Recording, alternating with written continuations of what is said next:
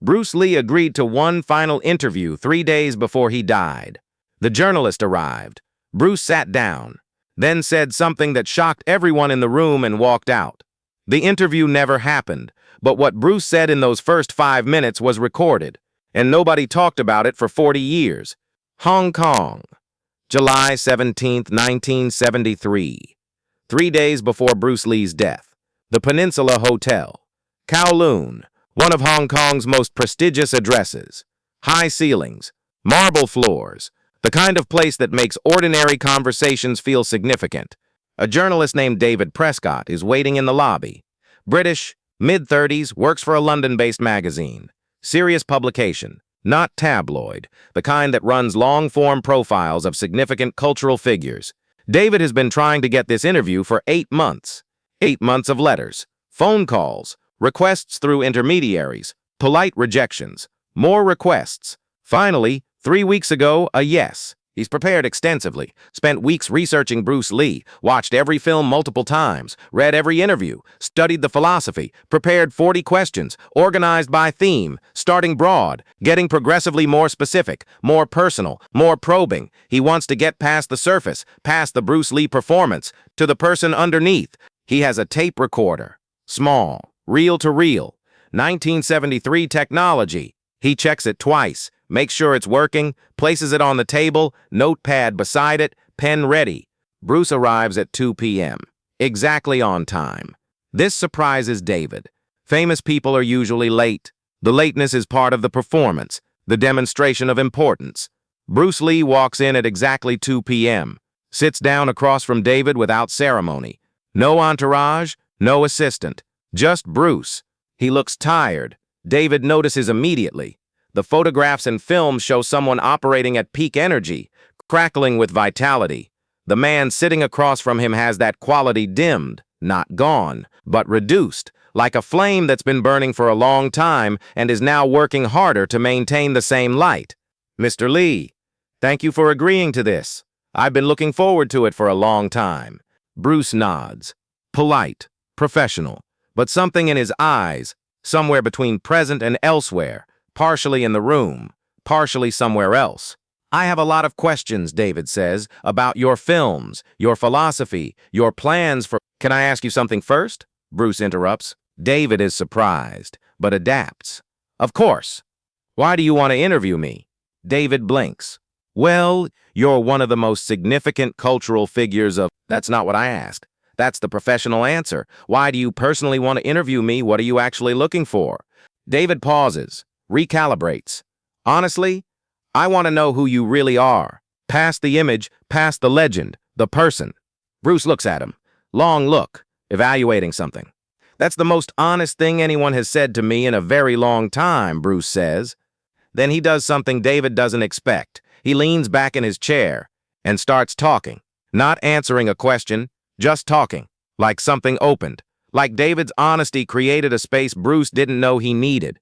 "I've given hundreds of interviews," Bruce says, "maybe thousands, and they all ask the same questions, about the fighting, about the philosophy, about Hollywood, about being Chinese in America, about the films, and I give the same answers, not because the answers are false, but because they're the answers that work, the answers that satisfy, the answers that create the story people want to hear about Bruce Lee." David's hand moves toward the tape recorder, then stops.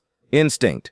Something about this moment feels like it needs to be received, not managed. He leaves the recorder running but doesn't draw attention to it.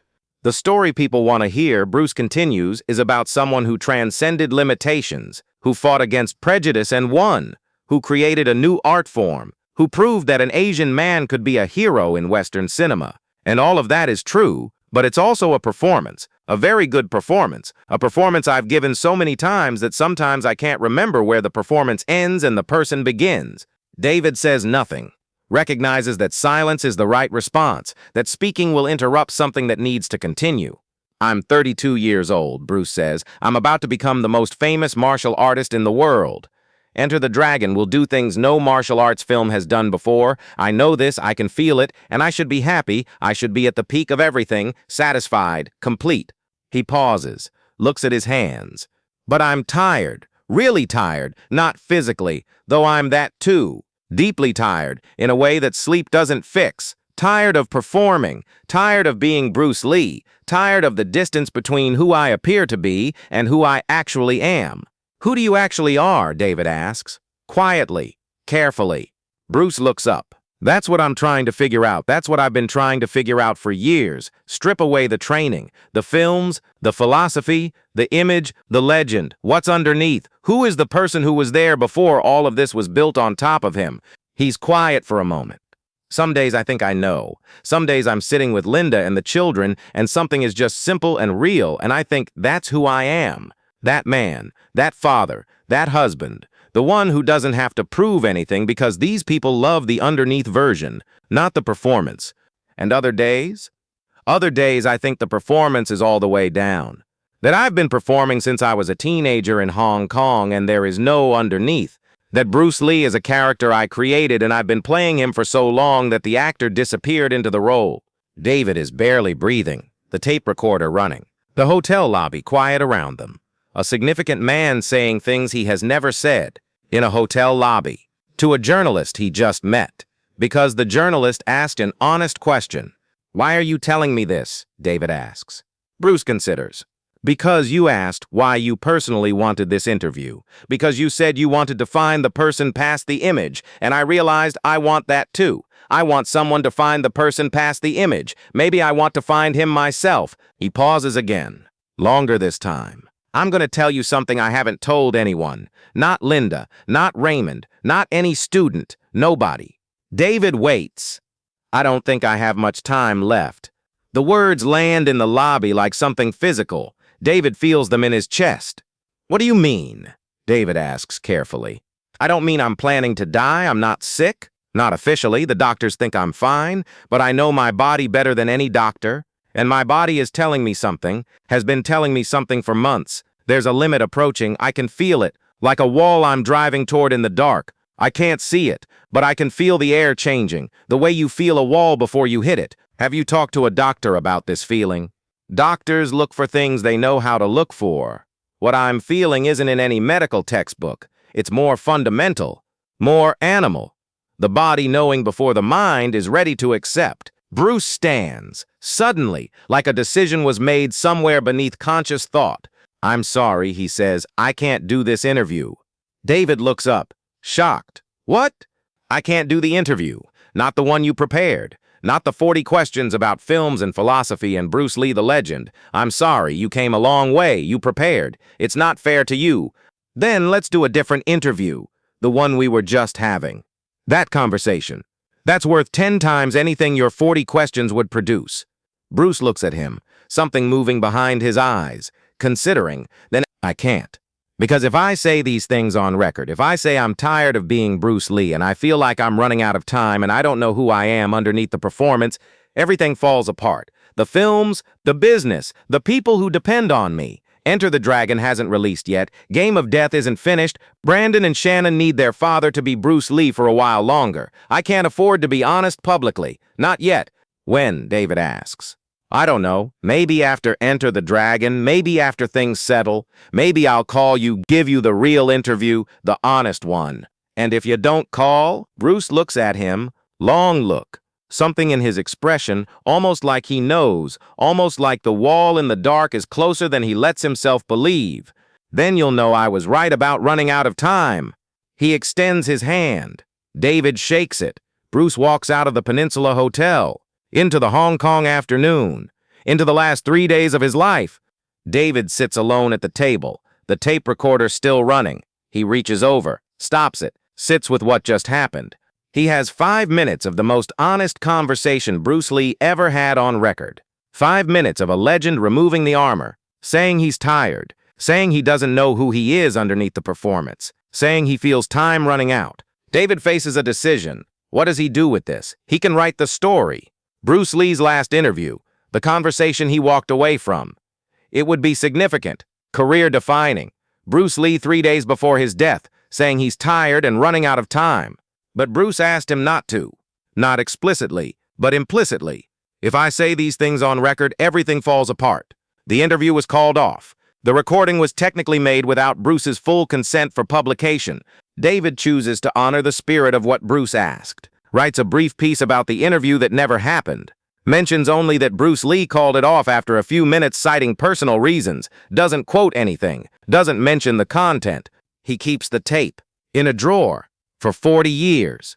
3 days after the interview, July 20 to 19, Bruce Lee dies. David gets the news in London, sits with it for a long time, the tape in his desk drawer, the 5 minutes, the things Bruce said, the wall in the dark. He'd been right, the wall was close. David doesn't release the tape, not immediately, not for years. He tells himself Bruce asked for privacy, tells himself it's the right thing. But another part of him knows the truth. The tape is too powerful, too raw, too human. He's not ready for the world to hear it. Not sure the world is ready either. Years pass. David keeps the tape. Moves twice. The tape moves with him. From London to New York, to back to London. Always in a specific drawer. Always knowing where it is. Never quite ready to release it. 2013, 40 years after the interview that never happened. David is in his 70s. Retired. The tape's still in his possession. He's thought about it constantly over 40 years. Written about the experience in his private journals. Never published. He contacts Shannon Lee. Explains who he is. What happened. What he has. Shannon meets him in London. David plays the tape. 5 minutes and 23 seconds. Bruce Lee's voice. Clear on the recording despite the 40-year-old technology. Saying things he never said anywhere else. Shannon listens without moving. The tape ends. Silence. He knew, Shannon says finally, he knew he was running out of time. He said he felt a wall approaching in the dark. 3 days later. Yes. Shannon asks to hear it again. David plays it. She listens again. The same stillness. The same attention. Like she's trying to hear something beyond the words. Like she's trying to hear her father thinking, feeling, being real in a hotel lobby for 5 minutes before walking back into the performance. What do you want to do with it? Shannon asks. That's why I came to you, David says. It's not mine to decide. It was his conversation, his honesty, his words. You're the keeper of his legacy. You decide. Shannon takes the tape, a copy. David keeps the original. They agree to discuss it further, to think about whether and how to share it. Shannon listens to the tape many times over the following months, plays it for her mother. Linda listens once, doesn't want to hear it again. Too close, too real. The voice of someone she loved saying things she didn't know he was feeling. 3 days before he died. Did he say these things to you, Shannon asks, about being tired of performing, about not knowing who he was underneath? Linda thinks for a long time. Not in those words, but yes. In the way he was quiet sometimes, in the way he looked at the children, in the way he trained alone at night. He was working something out, something he hadn't finished working out when he died. The interview, Shannon says. He said he wanted to give the real one, after Enter the Dragon, after things settled. He never got the chance. No, the tape exists. Shannon has it. Whether she will ever release it publicly remains her decision.